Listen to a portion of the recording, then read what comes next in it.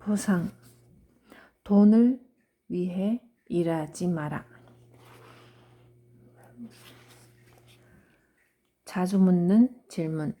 돈을 위해 일하면 안 되는 이유가 무엇인가? 간단한 답변. 돈이 더 이상 돈이 아니기 때문이다. 구시대의 경제 체계에서는 사람들이 열심히 일하고 평생을 즐길 만큼 충분한 돈을 저축할 수 있었다.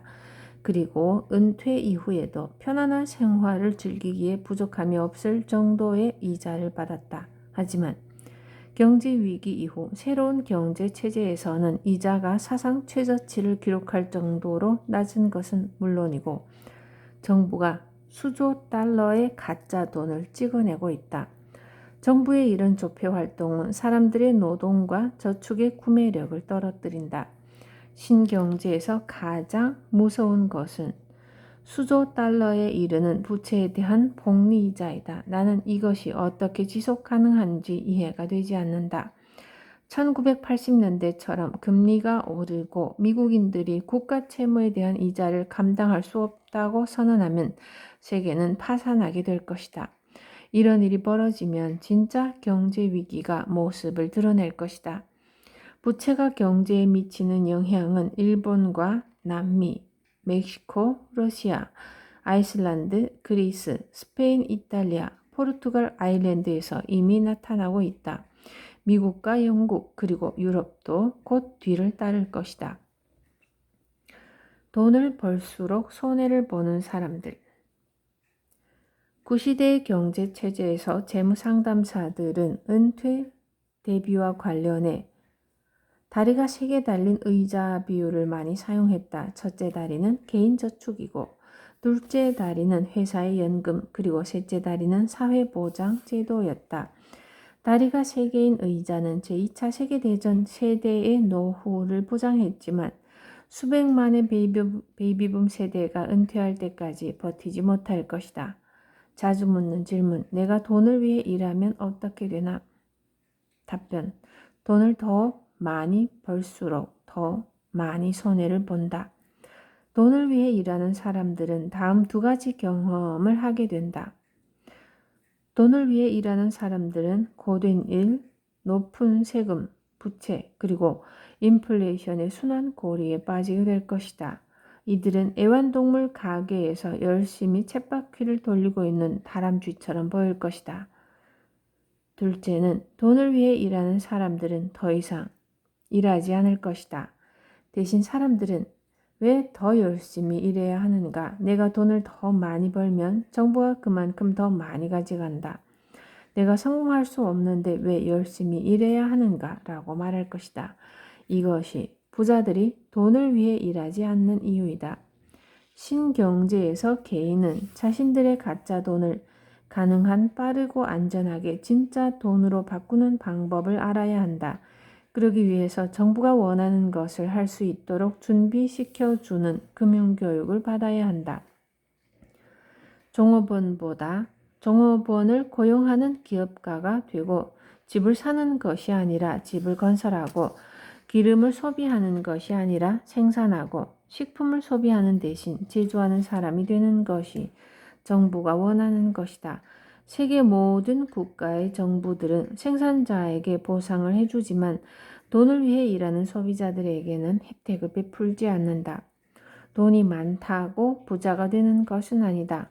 나의 가난한 아빠는 1950년대에 한 달에 300달러, 1년에 3,600달러의 연봉을 받았다.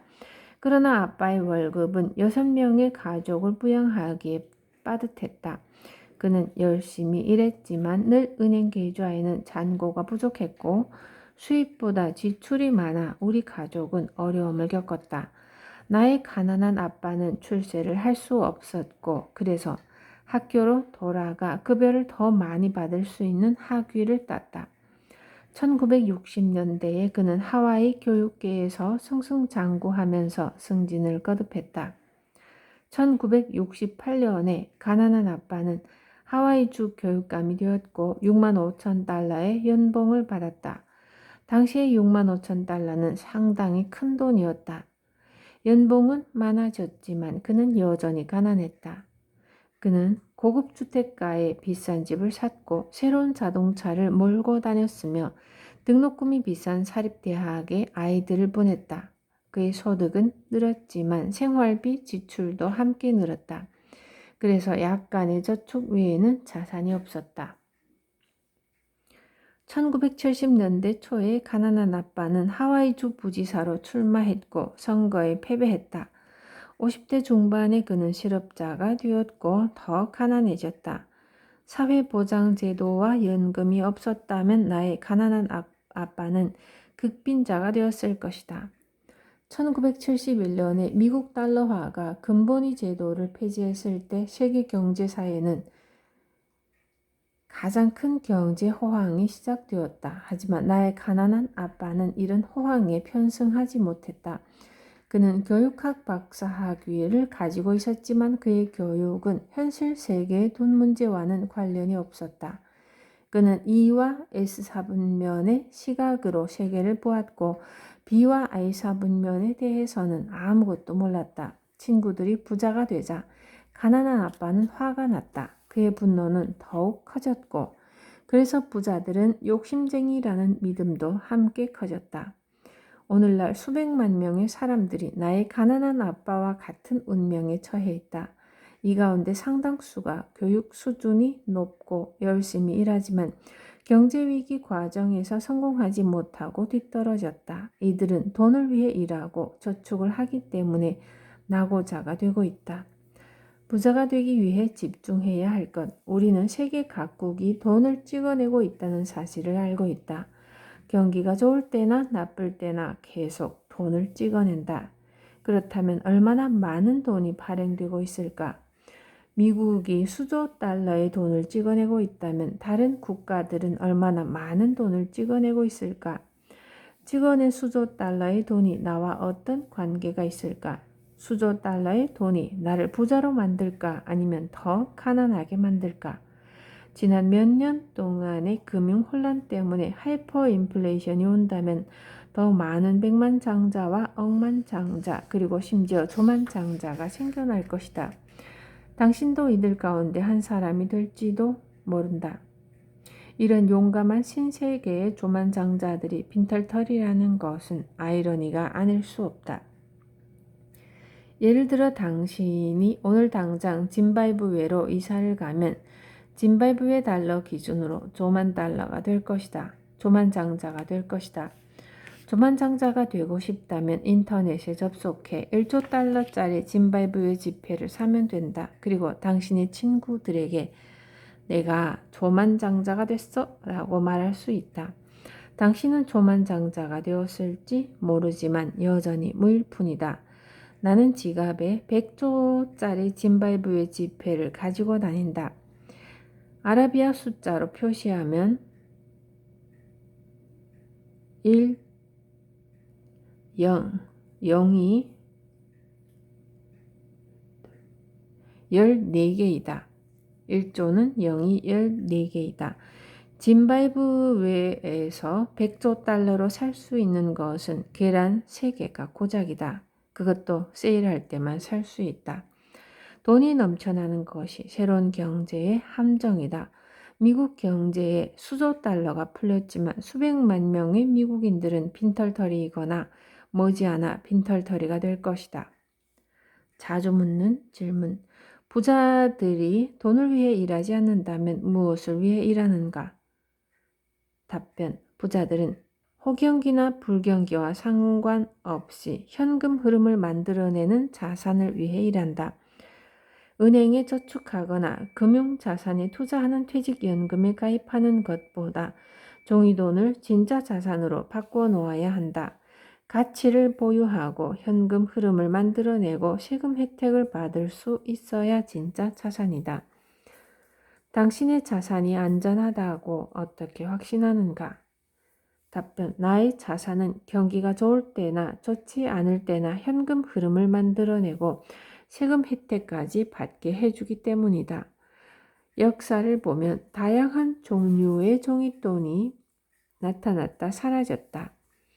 독립전쟁 시기에는 대륙화폐가 있었고 남북전쟁 때는 남부연합화폐가 있었다.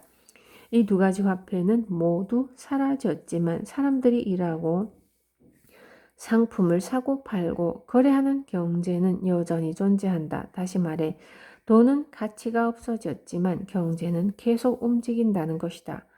많은 사람들이 금융위기가 일어나는 동안에 부자가 되었다.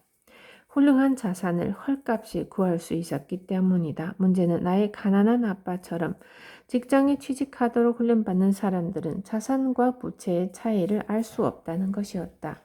나는 경제가 움직이는데 없어서는 안 되는 자산들에만 투자한다. 내가 아파트에 투자하는 이유는 사람들에게는 누구나 살 집이 필요하기 때문이다. 대부분의 사람들은 다리 아래에서 살기보다 집세를 내고 안락한 집에서 살고 싶어 한다. 정부는 또 돈이 없는 사람들을 위해 월세 보조금을 지급하고 있다. 경제가 붕괴하면 정부는 돈을 찍어서 아파트 주민들에게 줄 것이다. 이렇게 정부가 마구 찍어낸 돈으로 나는 수백만 달러에 달하는 부채를 갚을 것이다. 경제가 붕괴하면 정부는 수백만 명의 사람들이 길거리로 내몰리는 것을 막아야 하므로 내가 빚을 갚는 것을 도와줄 것이다.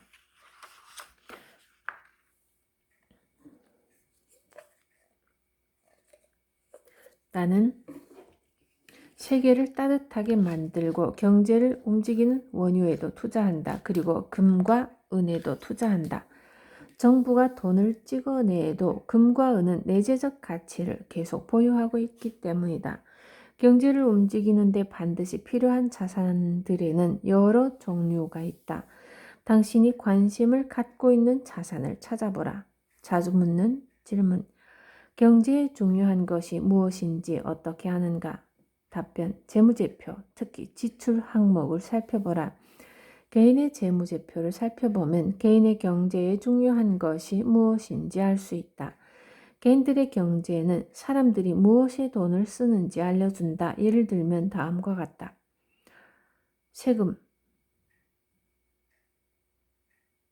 감옥에 가지 않으려면 세금을 내야 한다. 주거지. 비와 바람을 막아주는 살 곳이 필요하다. 음식. 음식이 없으면 사람을 잡아먹을 것이다. 연료. 이동과 난방이 필요하다. 의류. 옷을 입어야 그럴듯해 보인다. 소통은 휴대전화. 교통. 사람들은 출근해야 한다. 오락. 취미, 영화, TV 등.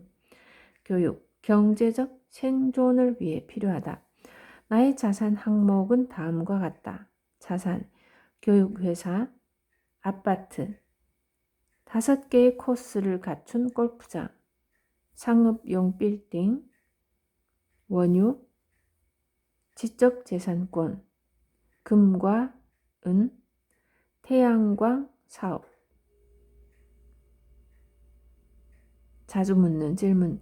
재무제표만을 보고 부자와 가난한 사람을 구별할 수 있는가? 그렇다. 은행이 당신에게 재무제표를 요구하는 이유도 재무제표로 부자와 가난한 사람을 구별할 수 있기 때문이다. 재무제표를 보면 그 사람에게 무엇이 중요한지 알 수 있다. 또 그 사람의 미래를 예측할 수 있다.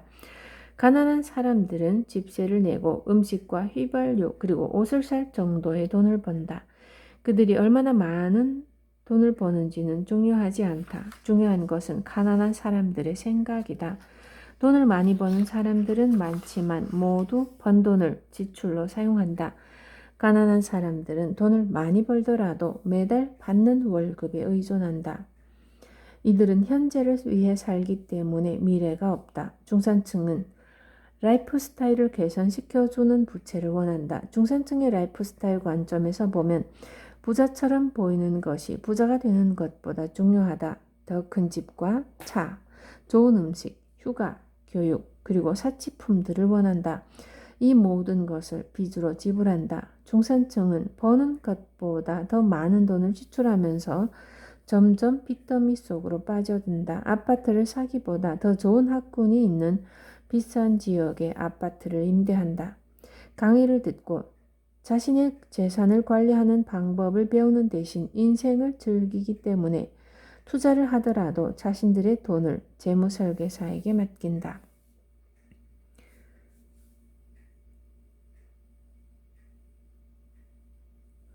부자들은 자산에 먼저 집중하면 지출과 부채가 관리된다는 사실을 알고 있다. 새로운 경제 체제에서 돈을 자산에 투자하거나 현금 흐름을 만드는 자산으로 바꾸지 않는다면 당신은 평생 돈을 위해 열심히 일하게 될 것이다. 수입에 맞춰 살지 말라.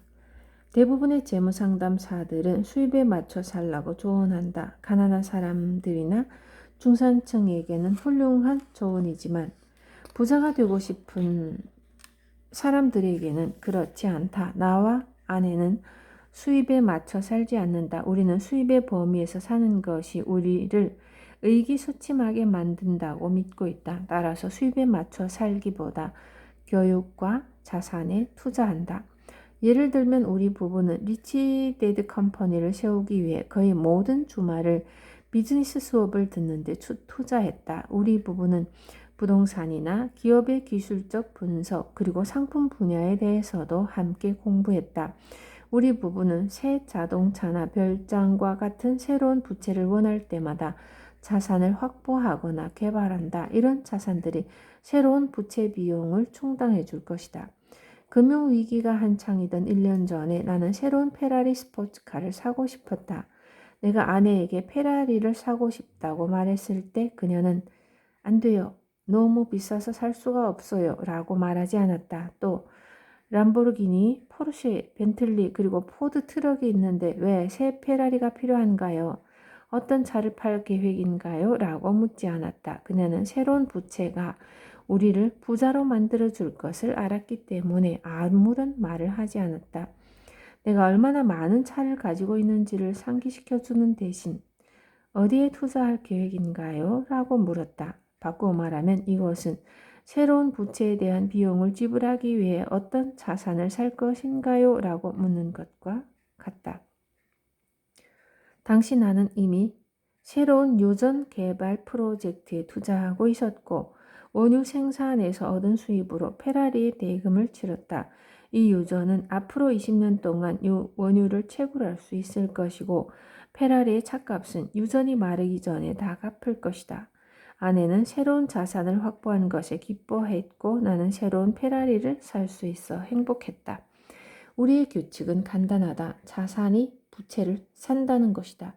우리는 자산을 늘리는 일에 집중함으로써 수입을 늘린다. 지난 수년 동안 나는 책을 집필했고 작은 창고를 샀고 부채를 사기 위해 땅을 분할했다. 자동차와 같은 일부 부채들은 오래전에 다 상환했지만 자산들은 여전히 현금 흐름을 만들어내고 있다. 부채는 우리를 부자가 되도록 자극한다. 우리 부부는 이것 또는 저것을 가질 수 없다고 말하지 않는다. 우리는 자산을 먼저 확보하면 원하는 것은 무엇이든 가질 수 있다는 것을 알고 있다. 당신도 자산을 어떻게 획득하고 만들어내는지 알면 부자들이 왜 돈을 위해 일하지 않는지 알 수 있게 될 것이다. 자주 묻는 질문. 현금 흐름을 위해 자산을 사는 것도 여전히 돈을 위해 일하는 것이 아닌가? 맞다. 하지만 차이가 있다. 그 차이가 경제 상황에 관계없이 부자들을 더 부유하게 만든다.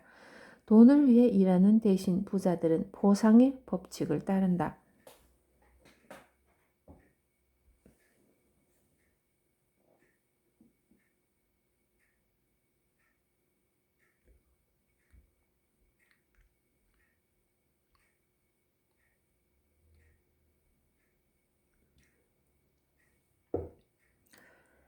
보상의 법칙 3가지. 이제부터 3가지 보상의 법칙에 대해 설명하도록 하겠다. 더 많이 보상받고 싶다면 다음 법칙을 따라야 한다.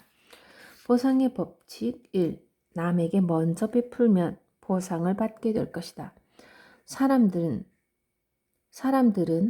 더 많이 받고 조금 주기를 원한다. 나의 가난한 아빠도 이런 사람들 가운데 하나였다. 하와이주 교사노조의 지도자로서 나의 가난한 아빠는 적게 일하고 월급을 더 많이 받기 위해 열심히 노조를 이끌었다.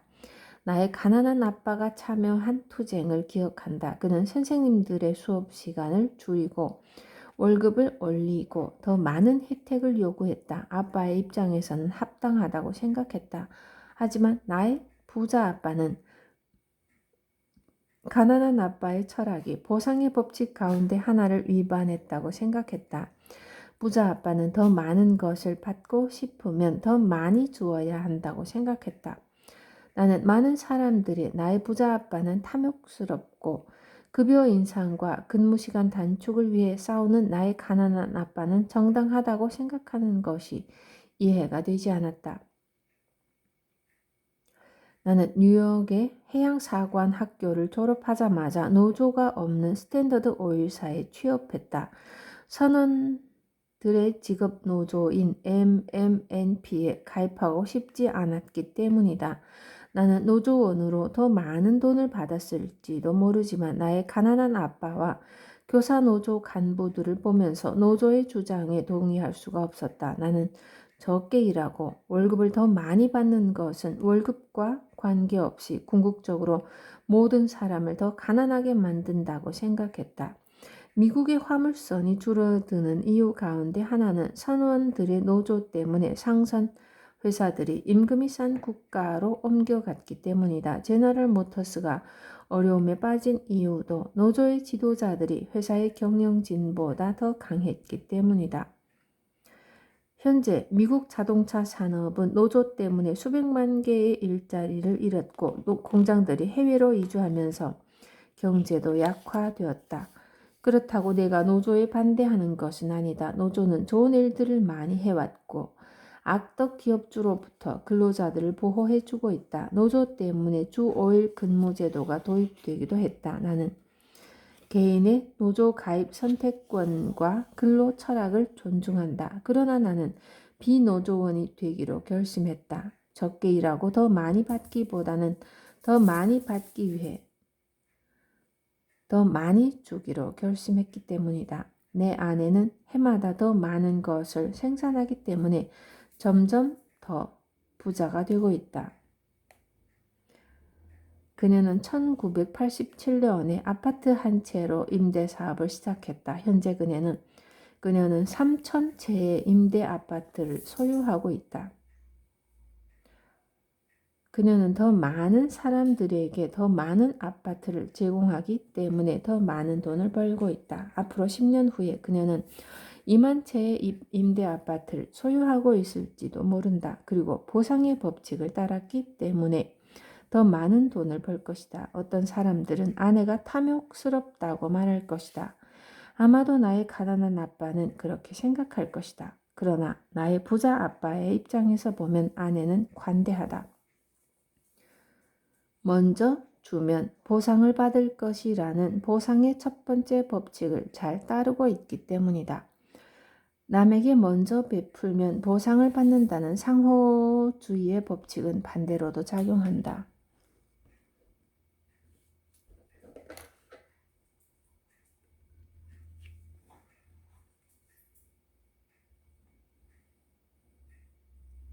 당신이 사람들을 속이면 그들은 자신들이 당한 것을 그대로 안갚음해 줄 것이다. 버나드 메포드는 폰지 사기 행각을 벌이다가 결국 교도소에 투옥되는 신세가 되었다. 자신의 행동에 대한 대가를 치르는 것이다. 그러나 안타깝게도 거물 사기꾼 중 많은 사람들이 아직 붙잡히지 않고 있다. 이들 가운데 일부는 아직도 경제를 움직이고 있다. 보상의 법칙 2. 더 많이 주는 방법을 배워라. 대부분의 사람들은 자신이나 가족을 위해 돈 버는 방법을 배우기 위해 학교에 다닌다. 더 많은 사람들을 위해 더 많이 생산하는 방법을 배우기 위해 학교에 다니는 사람은 거의 없다. 대부분의 사람들은 봉급 생활자와 전문직이 되려고 학교에 다닌다. 이사분면과 S사분면의 문제는 내가 봉사할 수 있는 사람들의 수가 제한적이라는 것이다. 예를 들어 내가 해양사관학교를 졸업했을 때 나는 스탠더드 오일사의 종업원으로 한 회사를 위해 일할 수밖에 없었다. S사분면에 속한 대부분의 사람들은 예를 들면 의사들은 한 번에 한 사람의 환자를 위해 일한다. 내가 부자 아빠를 따라 B와 I사 분면에 속한 사람이 되기로 결심한 이유는 나의 성공이 더 많은 사람들에게 도움이 되기 때문이다. 더 많은 사람들을 위해 일할수록 더 많은 돈을 번다. 더 많은 사람들을 위해 일할 경우 세금과 부채는 우리에게 더 유리하게 작용한다. 이것이 부채와 세금이 B와 I사 분면 사람들을 더 부자로 만드는 이유이다. 단지 자신만을 위해 돈을 벌거나 당신 가족의 생활을 향상시키는 일에만 집중하면 세금과 부채가 불리하게 작용한다. 많은 사람들이 재정적으로 풍족하지 못한 이유 가운데 하나는 그들이 B와 I사 분면에서 더 많은 사람들을 위해 일하는 방법을 배우기보다 E와 S사 분면에서 자신들의 돈을 위해 일하는 방법을 배우려고 학교를 다녔기 때문이다. 보상의 법칙 3. 복합적 금융교육의 힘을 활용하라. 당신이 B와 I사 분면에 대해 더 많은 것을 배울수록 돈도 더 많이 벌게 될 것이다. 시간이 지나면서 당신의 교육이 복합적으로 작용하면 수입도 증가한다. 다시 말해 점점 더 적은 노력으로 점점 더 많은 돈을 벌게 된다는 뜻이다. 이것이 금융교육의 진정한 힘이다. 세 번째 보상의 법칙을 더 잘 이해하기 위해 교육의 진정한 힘은 교실, 세미나, 책, 보고서, 졸업장에서 찾을 수 없다는 사실을 알아야 한다. 간단히 말하면 어떤 사람에게 물고기 잡는 방법을 가르칠 수 있지만 물고기 잡는 법을 배우도록 강요할 수는 없다. 여기에는 두 가지 중요한 핵심이 숨어 있다. 첫 번째, 교육의 힘은 학교를 졸업하고 수업과 세미나를 듣거나 책을 읽고 배운 것을 활용하기 시작한 이후에 나타난다. 의사들도 4년 동안 일반 대학을 다닌 다음에 4년 동안 의과대학을 나오고 또다시 4년이나 8년 동안 인턴과 레지던트 과정을 거친다. 이런 과정을 통해 의사들은 실제 경험을 배우는 것이다. 금융교육을 받지 못한 사람들은 실패하는 경우가 많다. 금융투자에 대한 수업을 듣지 않고 주식을 거래하고 부동산에 투자하고 기업가가 되려고 한다. 그리고 자신들이 왜 실패했는지 또는 왜 월등한 결과를 얻지 못했는지 궁금해한다. 그리고 상당수가 투자를 포기하거나 실패를 다른 사람이나 다른 원인 탓으로 돌린다. 나는 1973년에 비행기 조종사를 그만두고 부동산 투자 강의를 듣고 제록스에서 영업 교육을 받았다. 오늘날 사람들은 나에게 점심을 같이 하면서 부동산 투자에 대한 의견을 구하고 싶다고 말한다. 나는 사람들이 금융교육에 대해 그렇게 쉽게 생각하는 것에 실망했다. 금융교육은 점심을 먹으면서 배울 수 있는 것이 아니다. 나는 또 내가 주거용 부동산을 많이 사고 팔았는데 부동산에 투자하는 방법을 알고 싶다고 말하는 무식한 사람도 알고 있다. 주택 한 채를 사는 것과 아파트 300채의 대단지를 사는 것에는 커다란 차이가 있다. 성공과 실패는 금융교육의 힘에 달려 있다. 3일 동안의 세미나는 자산을 구입하기 위해 부채를 활용하는 투자자, 즉 진정한 부동산 투자자가 되는 기본 지식을 나에게 알려주었다. 300채의 아파트나 한 채의 아파트나 투자의 기본은 동일하지만 금융교육과 수년 동안의 경험에서 수익성의 차이가 발생한다. 나의 가난한 아빠는 첫 번째 사업인 아이스크림 프랜차이즈 비즈니스에 도전했지만 실패했다. 그는 프랜차이즈 가맹점 본사가 사기를 쳤다고 생각했지만 나는 가난한 아빠가 기업가 교육을 받지 않았고 경험이 부족했기 때문에 평생 모은 예금을 날리고 인연의 세월을 허비했다고 생각한다. 가난한 아빠처럼 성적이 좋았던 사람들이 학교 교육을 존중하지만 금융 교육을 무시한다는 것은 정말로 이상한 일이다. 이들은 박사 학위를 가지고 있거나 변호사, 회계사, 의사이기 때문에 기업 운영과 투자도 쉬울 것이라고 생각하는 것 같다. 내 생각에 이것은 학문적 오만함인 것 같다. 그것도 값비싼 대가를 치르는 오만함 말이다.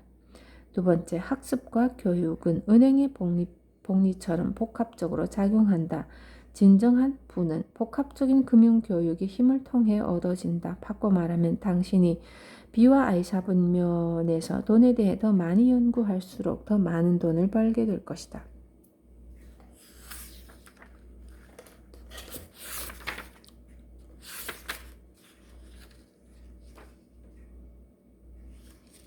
복합적으로 배우고 또 배워라.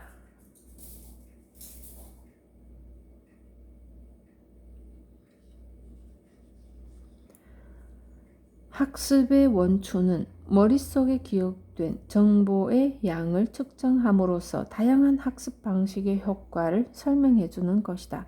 가장 오래 기억에 남는 학습 방법은 연습해보고 실제로 경험하는 것임을 알 수 있다. 가장 비효율적인 방법은 읽기와 강의다. 항공학교에서 조종사들은 주로 시뮬레이터에 의존한다. 비행 연습에서 자신감이 생기면 실제로 비행기를 조종해본다.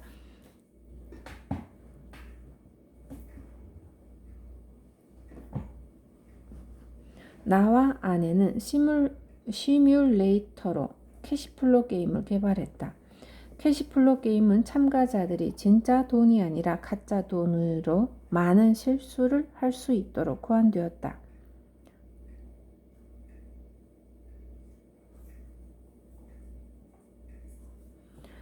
세계 각국에는 기업가와 투자자가 되기 위한 사람들을 가르쳐주는 캐시플로 게임 클럽들이 많다.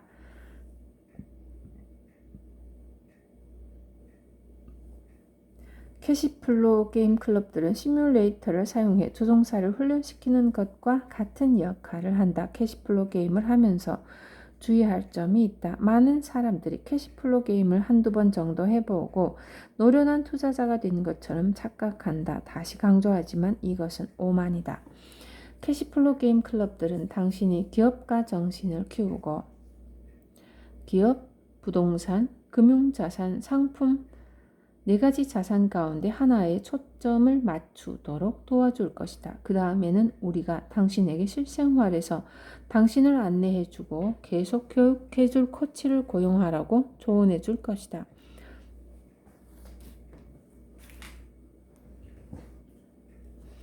저축한 돈으로 사업을 시작하거나 투자하기 전에 더 좋은 투자자와 기업가가 되기 위해 시간을 투자하는 과정이 성공 가능성을 더 높여줄 것이기 때문이다.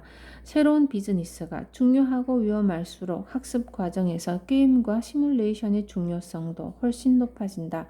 이것이 프로 선수들이 실제 경기보다 연습을 더 많이 하고 배우들도 실제 연기보다 리허설을 많이 하고 의사와 변호사들이 개업을 영어로 프랙티스, 연습하다라고 부르는 이유이다.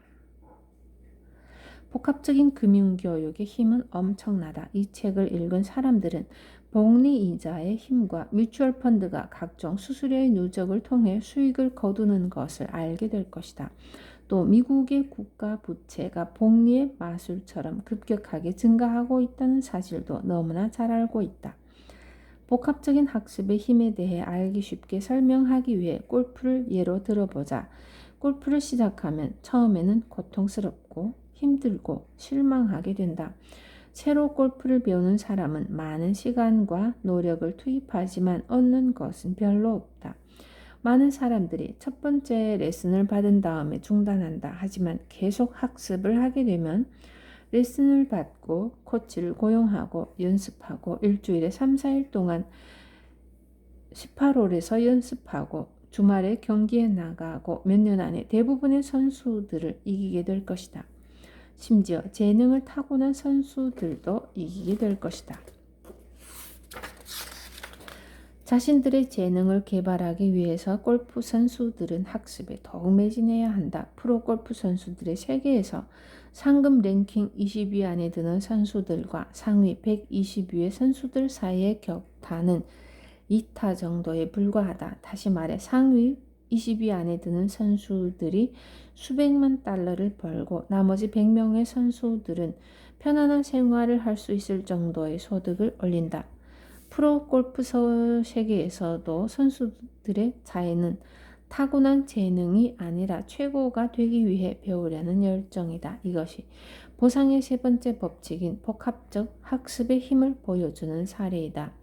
교육은 수업과 강의 또는 몇 번의 레슨과는 다르다. 진정한 교육은 과정이다. 진정한 교육은 때로는 고통스러운 과정이 될 수도 있다. 처음에 힘들지만 효과가 거의 없을 때 특히 고통스럽다. 타이거 우즈는 결혼 생활에 관한 한 훌륭한 번복이가 아니겠지만 성공한 골프 선수로서는 모범적인 사례이다. 그는 1996년 20세 때 프로골프 선수가 되기 위해 스탠퍼드 대학을 중퇴했다. 프로 선수로 전향할 때 그는 나이키와 4천만 달러의 광고 계약을 맺었고 타이틀리스트와는 2천만 달러의 광고 계약을 체결했다. 어떤 사람들은 그가 천부적 재능을 타고났기 때문에 하룻밤 만에 성공한 골프 선수가 되었다고 말할지도 모른다. 그러나 그는 재능을 타고났을지 모르지만 하룻밤에 성공한 것은 아니다. 자신의 재능을 개발하기 위해서는 희생과 헌신 그리고 시간이 필요하다. 그가 프로 선수로 전향한 나이보다 그가 언제부터 골프를 시작했는지가 더 중요하다. 타이거 우즈가 아직 어린아이였을 때 그의 아버지는 차고에 카펫을 깔고 연습장을 만들었다. 걸음마도 하기 전에 그는 아버지가 골프 연습을 하는 것을 지켜보았다. 그가 9개월이 되었을 때 그의 아버지는 골프 클럽을 만들어주고 공을 치도록 했다. 18개월이 되자 그는 아버지와 함께 골프장으로 나가 몇 박스 분량의 공을 치면서 연습했다. 3살 때 타이거 우즈는 캘리포니아의 해군 골프클럽의 9홀 코스에서 48타를 쳤다. 4살 때는 그를 위한 전용 코치가 고용되었고 6살 때는 주니어 대회에 참가했다. 1984년 8살 때 타이거 우즈는 세계 주니어 골프대회 90세 남자 경기에서 우승했다. 성공은 시간, 헌신, 그리고 희생을 요구한다. 이것이 진정한 교육이다. 교육은 과정이다. 대부분의 성공한 사람들에게도 하룻밤 사이의 성공과 같은 것은 없다. 나의 부자 아빠는 항상 성공에는 희생이 따른다 라고 말했다. 그는 또 대부분의 사람들은 희생 없이 돈을 원하기 때문에 부자가 되지 못한다고 말했다. 극히 소수의 사람들만이 B와 I사분면으로 진출하는 이유는 E와 S사분면에서 생활하는 것보다 훨씬 더 편하기 때문이다. 적어도 처음에는 그런 것처럼 보인다. 그러나 E와 S사분면의 사람들이 나이가 들면 새로운 경제체제에서의 생활이 더 어려워질 것이다. 보상의 법칙의 또 다른 혜택은 더 똑똑하고 더 훌륭한 친구들을 접하게 된다는 점이다.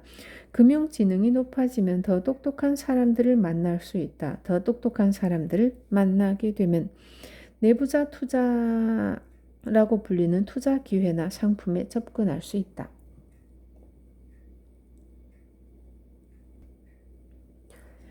이런 투자 상품들은 절대로 시장에 공개되지 않는다. 내부자 투자 상품들은 조건이 좋기 때문에 광고를 하거나 공개적으로 판매할 필요가 없다. 우리 부부가 소유한 리조트와 골프코스가 내부자 투자였다. 이런 부동산이 압류 처분을 받았을 때 은행은 단지 4명에게만 전화를 걸었고 거래는 성사되었다. 이것은 복합적인 금융교육의 힘을 보여주는 또 다른 사례이다. 나와 아내가 부정직하거나 부도덕하거나 법을 어겼다면 우리는 이런 거래에 참여하지 못했을 것이다. 좋은 평판도 부자들이 가지고 있는 불공정한 경쟁 우위이다.